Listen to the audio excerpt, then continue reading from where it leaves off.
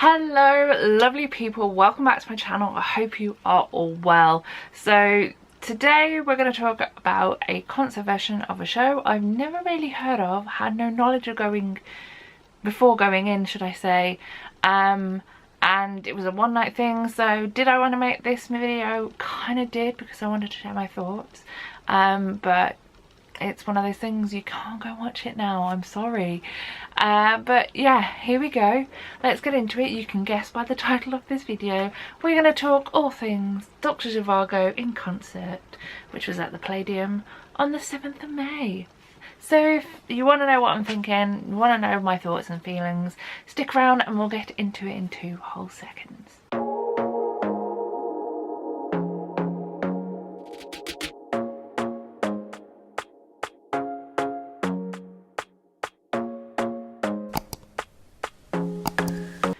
Firstly, hello, welcome. I think I haven't already done this. If I have, then obviously I'll cut it out. But hello, my name is Claire. This is Open Roads and Theatre Seats, where we talk theatre, we occasionally talk travel and do the occasional travel vlog. I have 2 waiting to be edited, but I just haven't got the time right now to do so.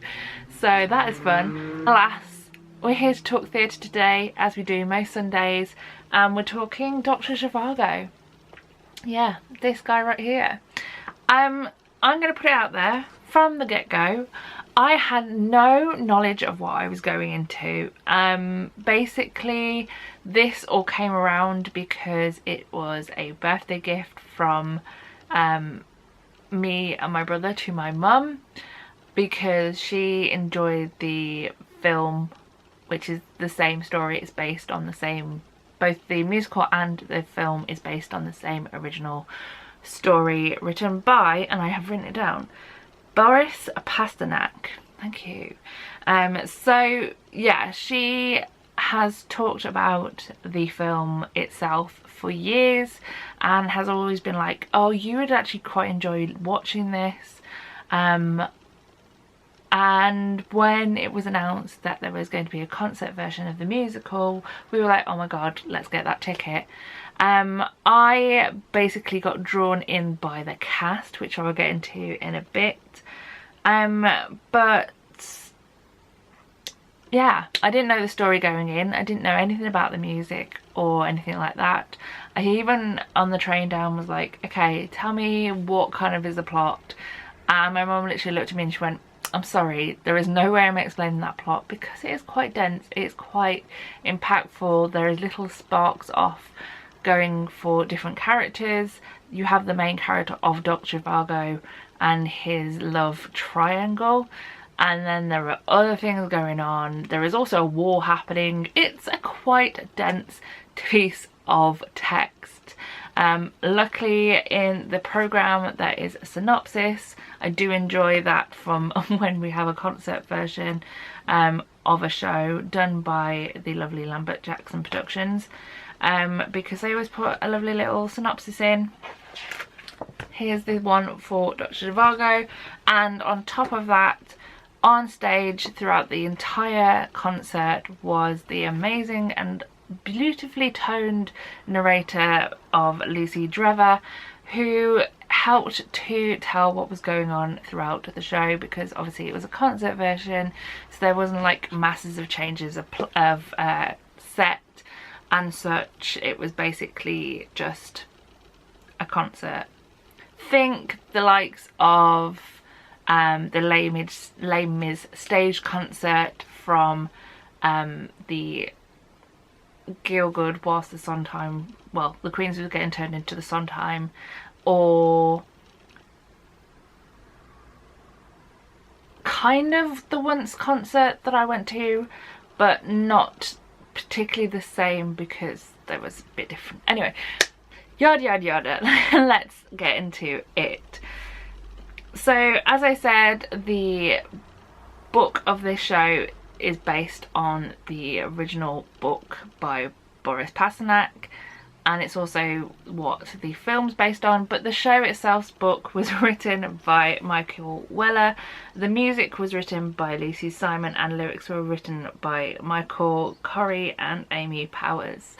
And that collective little bunch created something really quite good. I really enjoyed my first introduction into this show. I was talking to my friends during the interval through like WhatsApp and such, because nobody I knew actually knew that much about Dr. Zhivago as an entity.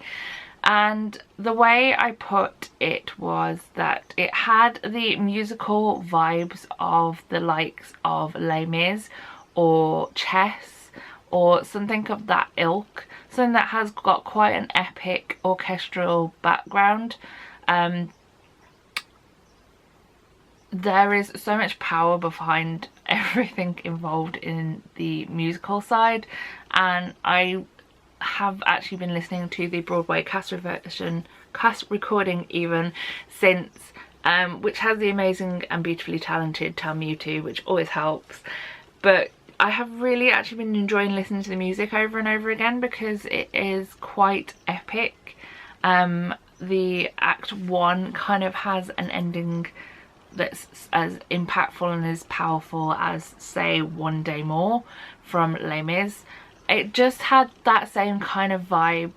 Obviously there is rebellion, revolution, etc, etc, so you've got that kind of running through it as well, which is probably why I think of the likes of Les Mis, where there is a rebellion going the whole way through, and also Chess, where there is a revolution happening at the same time. But I, like I said, really enjoyed listening to the music throughout the show, and it was beautifully played by the orchestra on stage as well. Direction in this production was done by Jordan Murphy, which was simple but effective. It was basically a deep set. There was no set pieces involved. There was 6 microphones at the front. Then you had some chairs on the side for the actors when they weren't singing, although they weren't always sat on stage. They did have the chance to kind of dip on and off. And then behind that was the orchestra, and then behind that was the ensemble choir, which is what I'm going to move on to next, because I thought they were absolutely amazing. So the ensemble choir, the ensemble cast were made up of members of the Arts Ed ensemble. So they are all currently studying at Arts Ed. Most of the time they were a big entity at the back, creating all the background, all the ensemble vocals, but occasionally some of them moved forward to the front microphones and had their little time to shine as some of the smaller pieces of the cast puzzle, if you will. And I really enjoyed watching them, and I really wish in the programme they'd put like a list of everyone who was in there, just so I can keep an eye and entertain, like follow some of their work as they move through their study and onto the big stages of London and beyond. So yeah, I'm gutted that they didn't put it in and they just put them as the Arts Ed ensemble, especially as the back of the at the back of the programme they even put about the school, but then left it at that. Kind of gutted about that, but that is a programme problem, not a show problem. Moving on to the rest of the cast, we have first the main 2 protagonists, which are Dr. Zhivago and Lara. Dr. Zhivago is played, or was played, by the amazingly talented Ramin Karimloo. If you know me, you will know that I love him and his voice. I really wish that he'd come a bit more to the UK. He hasn't been here for a while, kind of gutted about that. Broadway keep taking him and holding on to him, and now I believe Italy's getting him because he's going to go and be part of Phantom there. He has played Phantom many times in various different productions. He even did the concert version. I am not the world's biggest Phantom fan, but I don't hold that against him. I just really enjoyed listening to Ramin singing for like 2 hours as always. And the same with Lara, who is played by Celinda Schumacher. If you watch my recent Guys and Dolls review, you know that I absolutely adore that woman too, and again, she did no wrong. Her vocals alongside Ramin and alongside some of the other members of the cast were absolutely beautiful, and yeah, she looks stunning. Just everything about that pair were absolutely amazing. There we go.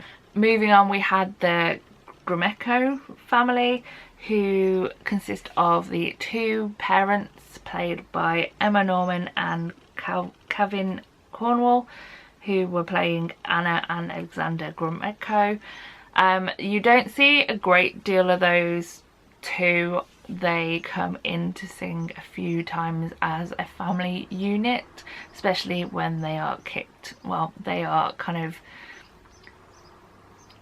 exiled from their own house, and they sing this beautiful song as a collective alongside their daughter Tonya and Tonya's child, who I'll get into in a minute.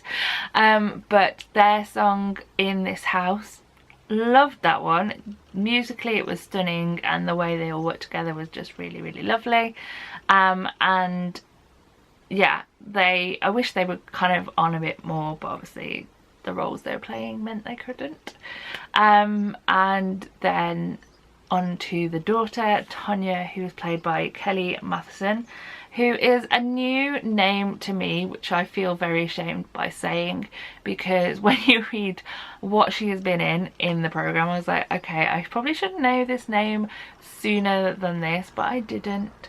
But she was absolutely stunning to look at, beautiful to listen to, and I really enjoyed her work alongside Ramin when she was doing her work, because she's also Zhivago's husband.